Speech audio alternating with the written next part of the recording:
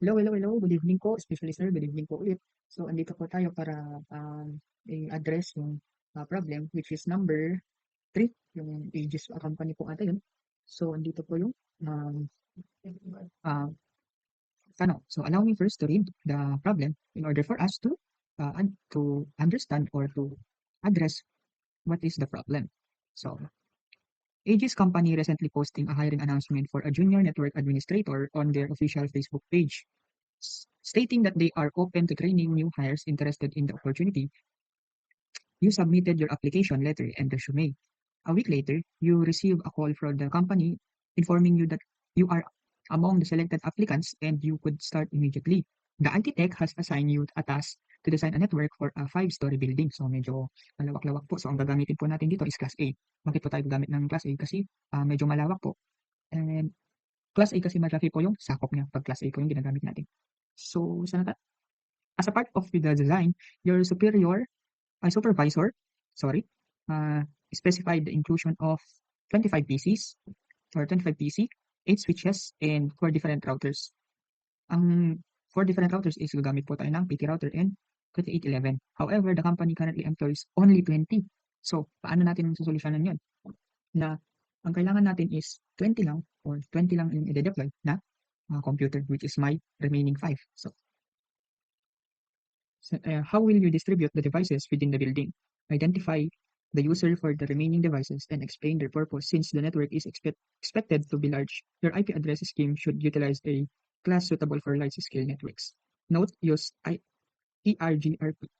Okay. So, yan. Sabi ko nga, gagamit tayo ng Class A for large-scale network. So, ano pang gagawin natin? So, let's open Cisco Packet Tracer. Actually, guys, nakagawa na ako ng design para so ito, para siyang hierarchical po yun. Hindi ko siya ma-pronounce pero parang ganun. So, para pataas siya ng ganun. Para ginawa ko na to para mabilisan na lang tayo and mag-input na lang tayo ng cable and connection. So, ayan. So, first, we're gonna use for different devices which is PC2 switch and gagamit tayo ng straight through cable. Pas internet. Okay, bilisan ako natin dito. Oh my God, this is not, this is PT switch. Yes, so ayan. Kamali po tayo. So, we need to delete this one, because nalagay po natin is PT switch, which is hindi po yun pwede sa ano natin kasi madami po tayong PC na ikakabit. Kasi limited lang po ang PT switch. So, gagamit po tayo ng 2960. So, ito yung dalawa dito. Ayan. So, equivalent of 2, 4, 5, 6, 7, 8. Ayan. 8 switches. So, ito po yung remaining 5 computers. So, explain ko na lang po mamaya kung sino yung gagamit dito o yung mga user and kung ano yung purpose nila. So, magkabit lang po muna tayo ng cable. As internet. Ayan. As internet. As internet. As internet. Bali, tagpa 5 po sila kasi sabi doon, ang kailangan ko is, ang ano po is 20 agents. So,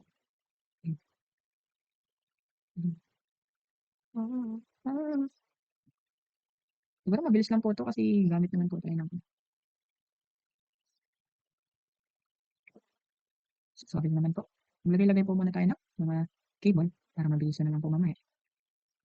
Pero take note guys, if ganito na po yung kadami yung i-ano nyo, be mindful lang po sa paglalagay ng IP address kasi masyado po siyang crucial. Kasi nakakalito po talaga siya. So, sana po hindi tayo malito mamaya. So, pag-counting po natin to yung 5 remaining PC. And then maglalagay na din po tayo mamaya ng label kung ano floor to. Kasi 5-story building yun. So, yeah, kapit namin. Dito naman po sa kabila.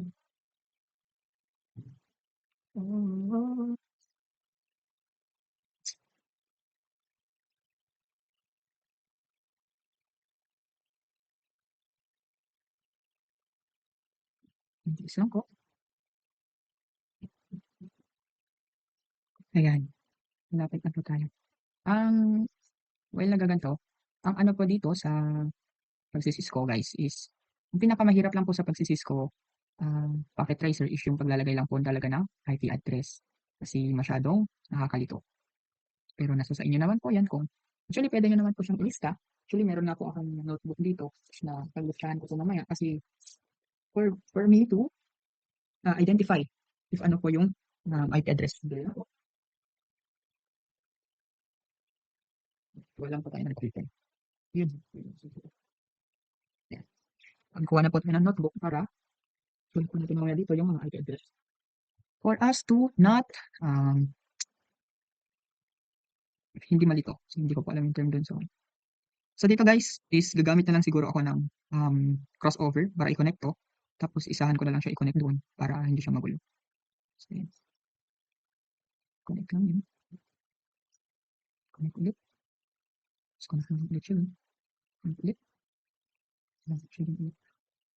Ayan. Bakit ko po siya ginawang ganun? Para po, mabilis lang po siya na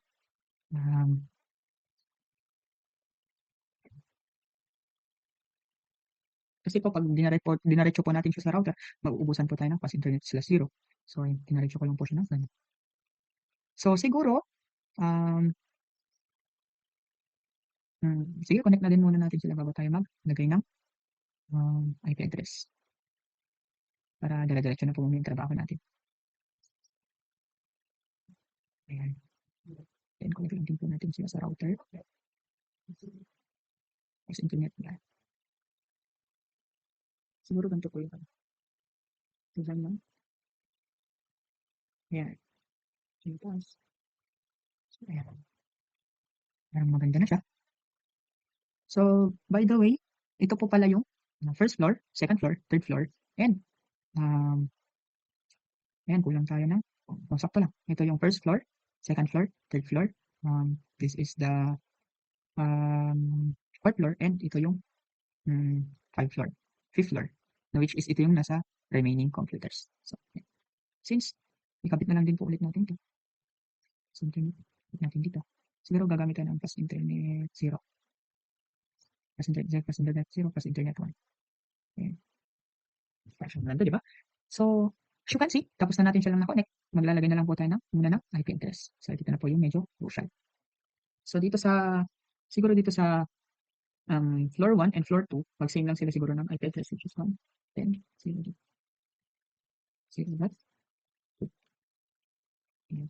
So, dito na po natin. Second floor and first floor, and second floor. Gamit nila is hanggang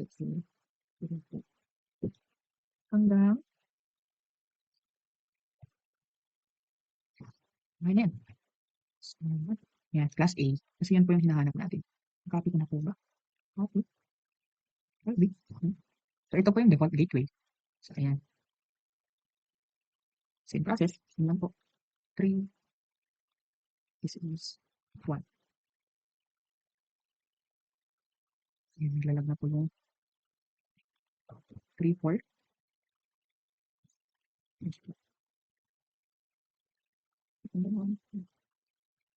Copy. 3, 4. Okay. This is 1, 5,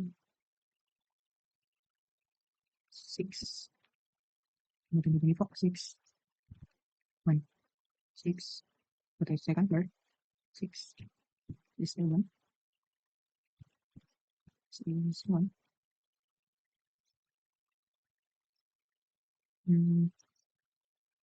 This is 8. This is 1. 8. 8. This is 9. This is 1. 9. This is 10. This is 1. This is 11. This is 1. So, ayan. Tapos na po tayo dito sa first floor and second floor. Ilalagay lang din po natin yung default gateway. Confirm. Parang ito. Saan po niya? Ayan. Nauna po natin sila. So, dito, since, ano naman po to? 10, 20, siguro 30, 10, 20, 30. So, ayan po yung natin, basis po natin. So, i-open. Punta lang po tayo dito sa 2811 na router since para po mabilisan tayo, ilagay na po natin to with 2T. Ayan. Bakit po yun yung nilagay ko instead na ito? Guys, if you can see, dito po is isa lang po yung serial port niya. And dito, makikita nyo is dalawa po yung serial port niya, which is yun yung kailangan natin sa pag-configure dito or pag-network natin. So, yan. Ito lang po ulit. So, dito magamit na tayo ng 20 since nagamit na natin yung 10 doon. Plus A pa rin po tayo kasi large scale, sabi doon. So, dito sa remaining, dito sa remaining to. Okay. So, gumamit tayo ng 20.0.0. That's 2. Sa remaining. 3. This is 4. This 1. Okay, and this is 4. This is 1, 4, 5. 4, 5. 1. 1, 7, 6. Actually guys, nakaka-enjoy to na pag gaganto. Kasi bukod sa na-enhance ng utak mo, natututo ka pa sa kung paano mag-network or mag-design ng network. So, ayan. Since nalagay naman natin to, configure lang natin. Gumamit tayo ng 0 sa 20 dito. And 1. Then, on lang. Ayan. So, kasi nag-green na siya. Dito naman po tayo sa 4th floor and 3rd floor. Unahin na po natin to 3rd floor. Siguro gagamit tayo dito ng 30. 0. Control C, Control V na po.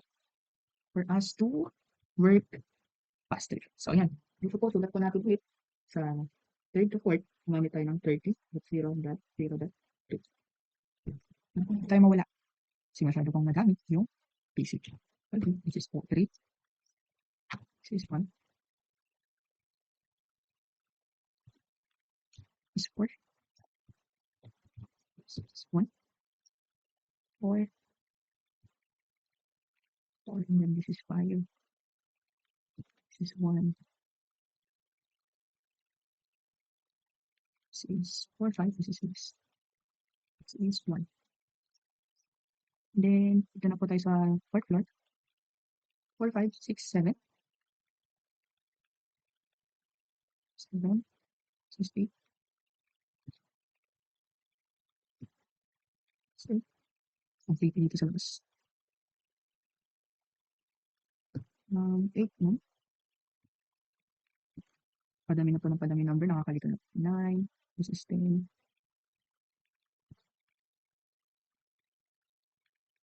And this is 11. The last. Yan. Tapos na po tayo naglagay ng IP address. Lalagay lang po natin dito yung default gateway nila. Okay. So, okay na po siya. So, next natin gagawin, maglalagay na po tayo ng serial. DCE. Connect lang po natin yan. Siguro serial 2. And serial 3. And then serial 0/3. Oh, what's ito? Okay. Hindi pa po natin nalagyan ng yung sinasabi ko po na ito. Module. So, off lang po natin. Kaya naman po. Ito. Ito po. Since double cable siya, double port siya. Ayun. Stay lang natin. Siguro pwede na po yan. Lagay po ulit natin. Then siguro gagamitin po natin dito is gumamit po tayo ng, ayan, gamitin po natin yan. And then dito naman po, gamitin na natin yung port. And then serial 2. Sana hindi po tayo malito mamaya. So, ayun. Connect na po natin sila na para siyang bye. So, punta na po tayo sa serial. Serial, since ano po ginamit natin dito? Yan lang po para makita natin. Since serial 2 and serial 3. So, dito tayo maglalagay. Malagyan lang po natin is 10, 20, 30. So, sa serial naman natin, ilagay po natin dito sa serial natin is serial, lalagay po natin is dito gamit na po natin yung 10, 20, 30. Gamit na po tayo ng 40. That, 0, that, 0, that, 2. Gamit na po tayo ng 40, that, 0, that, 0, that, 2. Clock rate, syempre, 64,000. On lang po. Copy na lang po siguro natin. Serial 3. Ito. Control V. Silitan lang po natin ng 3. Then, clock rate on. So, as you can see, nag-green na po siya. Dito naman din po tayo. Since anong ginamit natin dito? Gumamit tayo ng serial. Serial 3. Sige lang tayo. Since nagamit na natin yung 40, nagamit din tayo ng 50. 2. Control C lang po, and then clock rate, ayan, on lang po. Tapos dito, lalagay po natin siya dito, since ito po yung ginamit natin, 3. Ayan. Clock rate po ulit, 64,000, on lang po. Ayan. As you can see, nag-green na po siya. Dito naman po tayo, since ano pong ginamit natin dito. Ayan, since nagamit na natin yung 50, gagamitin po natin dito is 60. Then, zero dot. Pero 3 na lang dito, since dun po sa baba is nagiging 2. Ayan po. Ito po is, since serial ito yung ginamit natin. Ayan, okay naman po. On lang po. Ayan. As you can see, nag-green na po sila. So, testing lang po natin if gumagana po itong mga PC yung pinagkapunod natin. Ayan, successful po sila. Since hindi pa po natin sila pwedeng lagyan ng message dito, kasi hindi pa po natin sila na-connect. So, dito muna. Ayan, successful naman po. Dito naman po sa kabila, if pwede. Ayan, successful naman po. Dito po. Ayan, successful naman po. Ngayon, ang next po natin gagawin is i-connect po sila para po makapagpasahan po sila ng message. So, yan po yung gagawin natin ngayon. So, para po magawa natin yan, pupunta lang po tayo dito sa CIL. Enter, exit lang po. Enter ulit. And then, ang itatype po natin dito is router space TIGRP. And then, 1. Enter. Ayan. So, i-identify lang po natin kung ano yung nakakonect sa router 2. Since nakakonect si router 1. Ilalagay lang po natin yung, ano po ba yung serial nila? Serial po nila is 60. Ang serial po nila na pinag-connect natin sa kanila is po, ilalagay lang po natin 0.0.0.0. And then yung wildcard bit po nila, 0.255.255.255. After kinuma-type po yan, enter lang po. Ayan, detected invalid. So, hindi po kasi tayo naglagay ng network. Network. And then, ayan. Siguro na lang po natin dito, no? Network. Ayan, sana pwede. Ayan, pwede naman po. So, anong oras na? 9 na po. So, bilisan na lang po natin. So, ulit, network. Network po ulit. And then, since nalagay na po natin yung yung router, yung nag-connectan po nilang dalawa, ito na lang po ilagay natin yung IP address ng mga PC. So, lagay lang po natin is 10.0.0.0. Wildcard mask 0.255.255.255. Enter lang po. Ayan. And then, after that, exit na po tayo. Ayan. Okay na po tayo dito sa router 2. Dito naman po tayo sa router 1. Ilagay lang po natin, exit. And then, if ano po yung nakakonect sa kanya, since si router 1 and router 2, ilagay lang po natin yung router that space pala, PRQRT1, enter, network. Since yung nag-connectan po nito is 14, that's 0.0.0, wildcard mask 0.0. Oh, mali, 0.255.255.255. Enter. Oh, neighbor. Pag ganyan po yung magpakita, enter lang po ulit, and then arrow up, enter. Okay na po ulit. So, ilagay lang po natin to PC na nakakonect po sa kanya. Since gumamit po tayo, 20, 0.0. Hindi na naman po tayo nag-network. Network 20.0.0.0 0.255.255.255. Enter lang po. Ayan, exit na po tayo. Ayan, tapos na po tayo dito sa mag-configure na ito po sa dalawa. So, i-connect na po natin yan. Try lang po natin if pwede. Ayan, in progress po. Click po natin. Pwede po yan. Ayan, successful na po. Napag-connect na po natin yung dalawa. Dito naman po tayo, i-connect naman po natin tong, papapasukin po natin tong PC ay router 2 na information and router 2 ay router 1 dito sa main router. So, lagay lang po natin yung nakakonect sa kanya, which is yung router 1. Hindi na po natin kailangan ilagay to since na-connect naman na po natin siya dito sa router 1. So, yun na lang po yung kukunin natin. Enter. Exit. And then router. TRGRP.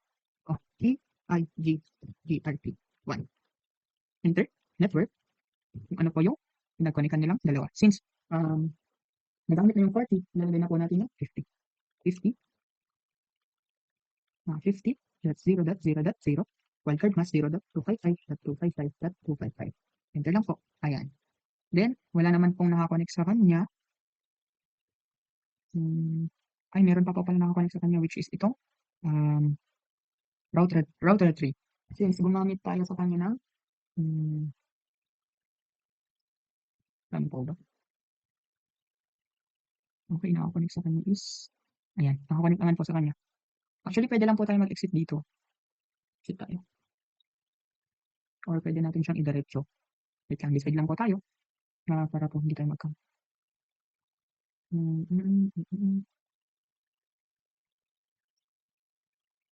Sige, pwede naman po ata sa network. Ano po ba yung nagconnect kami ng dalawa? Gumamit po tayo ng 60. Stick 0.0.0.0.255.255.255. Check na. Okay naman po. Skip lang. Okay na po yan. So, dito naman po tayo.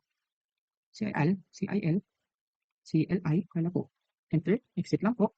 And then router, kung ano po yung nakakonect sa kanya, which is um, yung main router po, router 0. So, lagay lang po natin yan. Network, 60.0.0.0, and then Wi-Fi 0.255.255.255. Enter lang po. Ayan, pag nakita nyo po ulit yan, press enter lang po, arrow up, then enter. Tapos network ulit. Lagyan lang po natin yung PC na nakakonect sa kanya, which is gumamit po tayo na 30. Then 20, exacto po. And then 0.255.255.255. Enter, exit. Ayan. So, check po natin if pwede na po. Okay, hindi pa po kasi natin sila napag-connect. Since nalagay na po natin dito, ilalagay na lang po ulit natin dito yung CLI nila. Press exit. Router na lang po agad. Router. EI. GRT.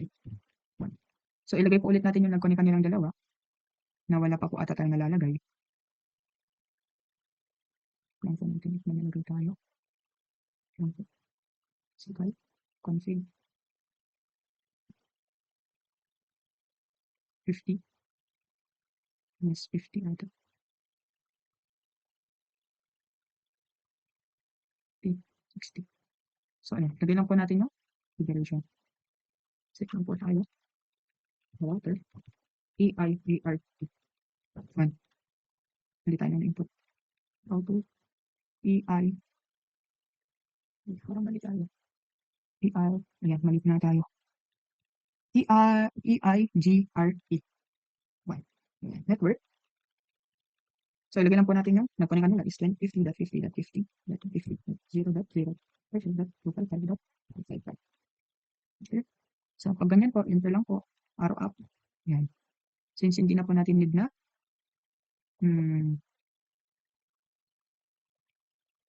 wait lang. Check po natin dito, ano po yung connect ng dalawa. Ayun, wala pa pong nalagay na serial 3 dito na dapat meron. So, wait po ata maglagay. Kasi dito po is, as you can see, pero try na lang po natin mag-exit. Exit muna. Ayan. Check lang po natin if naging successful kung hindi. Pero parang pwede. Since na ano na. Ayan. Successful naman po kahit di po tayo naglagay ng serial doon. Check po natin ulit. Since successful naman po sila. Pero wait lang po natin. Delete po natin para makita nyo. Ayan. Successful po siya so far. So dito naman po tayo. Progress. Ayan. Delete lang po. Ayan. In progress. Fail po ulit. Then, ayan. Successful po. Ulit-ulitin nyo lang po. Since nagpa-progress pa lang po kasi siya. Kaya nag-fail po. So, siguro dito naman po. Ayan. Successful naman po sa router to PC. Successful naman po. Ito sa main. Pabalik dito. In progress. Wait lang po natin. Delete po natin para makita. Sa main. And then dito. Ayan. Successful naman po silang lahat. Working naman po. So, explain ko na lang po sa inyo if ano tong user, sino po yung mga user na nandito, and then kung ano po yung purpose nila. So, andito po, sa notes ko. So,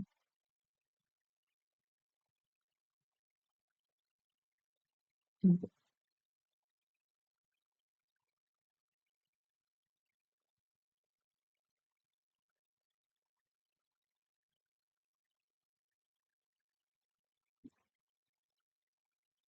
So, ayan, pasensya na po if pinost ko muna kasi hinanap ko lang po yung notes ko.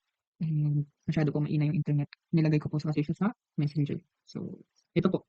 Sa first PC, since ito po yung remaining PC, since sabi doon sa problem na ang mga agent lang po is 20. So, na-assign po yung PC ng 20. Since nandito po yung, lagay po natin dito, po yung first floor. Nandito po yung second floor. And then dito po yung third floor. Then dito po yung fourth floor. Hindi pa tayo stepping stone.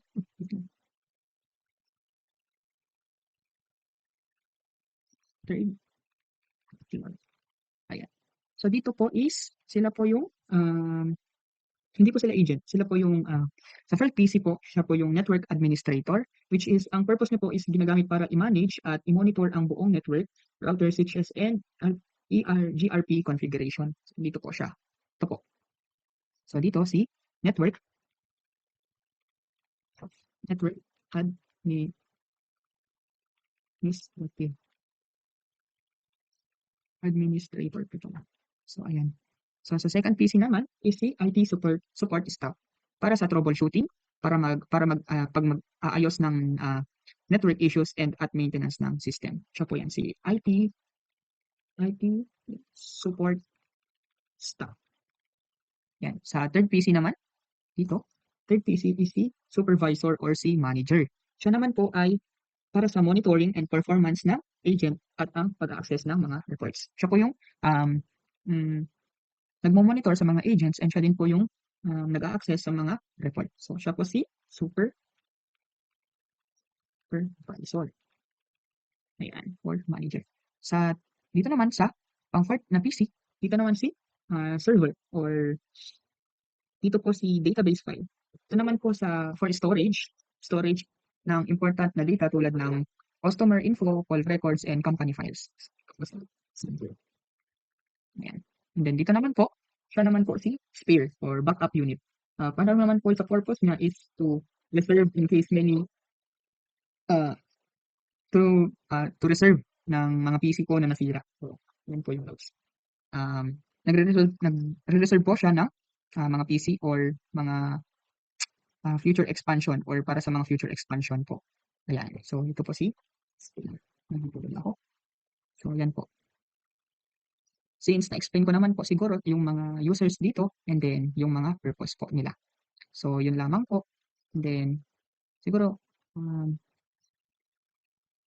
siguro sir pa, ano na lang po, ano na kasi to, pa-rate na lang po or pa-check na lang po if tama po yung mga ginawa ko. So, yun lamang po ang na-demo ko naman po sa inyo and naging successful naman po lahat. So, yun lamang po. Bye-bye and good night.